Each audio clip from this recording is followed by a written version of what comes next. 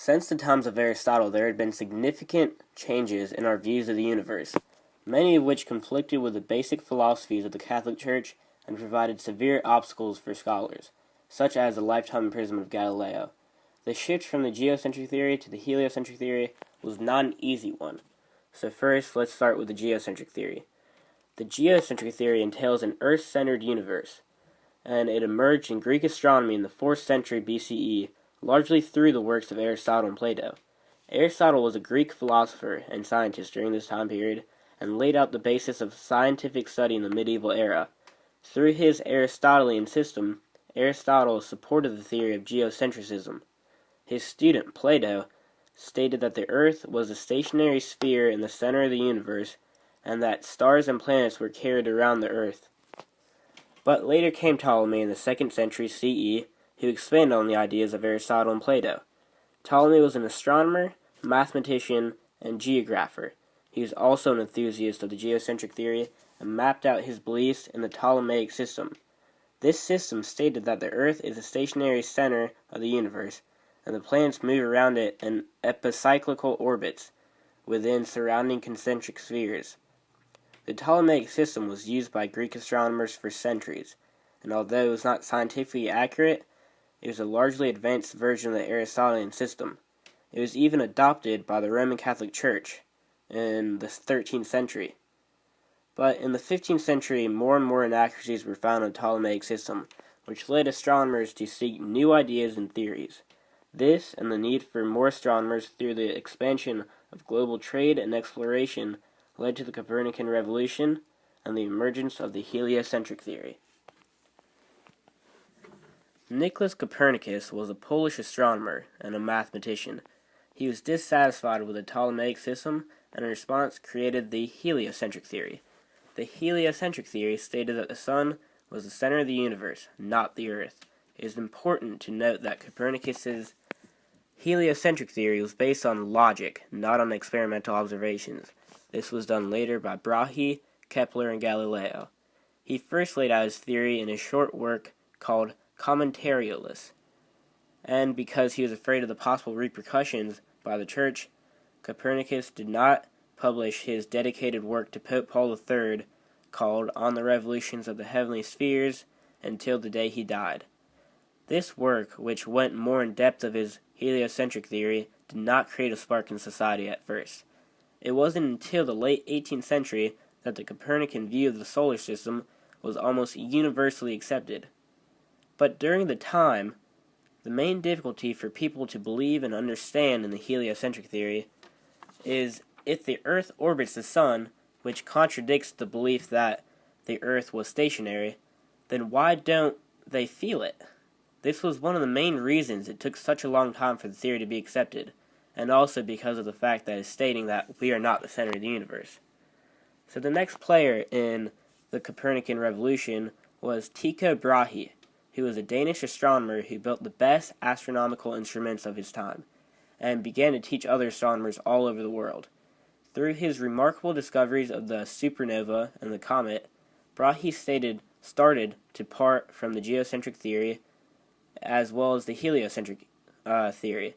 Instead, he created his own Tychonic model in which he created a middle path between the two opposing theories. It stated that the Earth was still the center of the universe and that the Moon and the Sun orbited around it, but that all the other planets orbited around the Sun. Brahe also studied the movements of every known planet, and when he died, his assistant Johannes Kepler continued his work. Although Kepler did not follow Brahe's model, he instead followed the heliocentric theory, and with Brahe's data, he was able to formulate 3 laws on planetary motion. The first law states that the planets revolve around the Sun in elliptical orbits. The second was the planets move more rapidly as their orbits approach the Sun, and the last stated that the time a planet takes to orbit the Sun varies proportionally with its distance from the Sun. He published the Tabulae Ridolfinae, which were the most accurate predictions for the planetary motion that had ever been published, and Kepler had laid the theoretical foundation for the acceptance of the heliocentric theory. Around the same time, Galileo Galilei, emerged as an astronomer who had supported the heliocentric theory as well. When Kepler published the cosmic mystery that argued for the heliocentric theory, he sent a copy to Galileo, and Galileo responded with a letter. An excerpt of this letter stated the following: I adopted the teachings of Copernicus many years ago, and his point of view enables me to explain many phenomena of nature, which certainly remains inexplicable according to the more current hypotheses. I have written many arguments in support of him and in refutation of the opposite view, which, however, so far I have not dared to bring into the public light, frightened by the fate of Copernicus himself, our teacher who, though he acquired immortal fame with some, is yet to remain an infinite number of others, an object of ridicule and derision. I would certainly dare to publish my reflections at once if more people like you existed. As they don't, I shall refrain from doing so. Although when Kepler responded and suggested that he should express his ideas, Galileo refused and would not until 16 years later. This finally occurred when the first telescope was invented, and Galileo quickly constructed his own to perform astronomical observations. He then discovered irrefutable support for the heliocentric view that the Earth orbits the Sun. So now let's take a look at a video clip that discusses a little bit more about Galileo. With several of his observations, particularly those of Venus and Jupiter, Galileo promoted the Copernican sun-centered theory beginning in 1610. By 1612, Galileo was already embroiled in controversy as the theory contradicted church teachings of the Ptolemaic, earth-centered cosmos as supported by Scripture.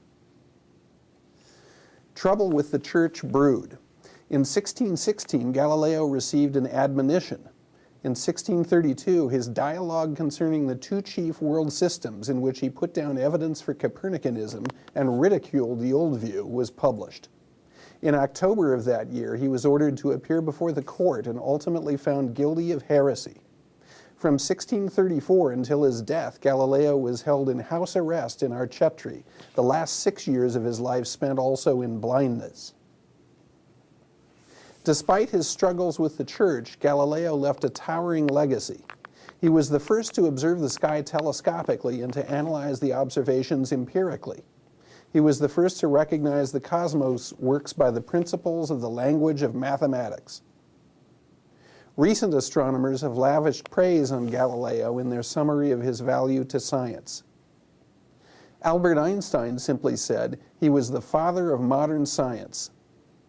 Galileo bears more of the responsibility for the birth of modern science than anyone else, says Stephen Hawking. Any way you measure him, Galileo was a genius whose footsteps still affect us every day. One thing I would like to add to the video is that it took the Roman Catholic Church 350 years after Galileo died to recognize the legitimacy of his work. This occurred in 1992, which was only 12 years ago. So now let's look at the effects of the heliocentric theory. The works of Brahe, Kepler, and Galileo, most of which stemmed from Copernicus's theory, that led to groundbreaking discoveries and oftentimes conflictive views of the universe. The geocentric theory of an Earth-centered universe coincided with biblical readings and church doctrine. The Roman Catholic Church believed that humans were supreme beings and that we were created in God's image. The Earth was the center of the universe and everything revolved around it. The heliocentric theory introduced a completely contradictory view that challenged former beliefs and, more importantly, questioned fundamental ideas of church doctrine, and that the biblical story of God's creation was no longer the center of the existence. These discoveries led to deeper philosophical investigations that debated our place in the universe, and made us realize that in the grand scheme of things, we are quite small and insignificant.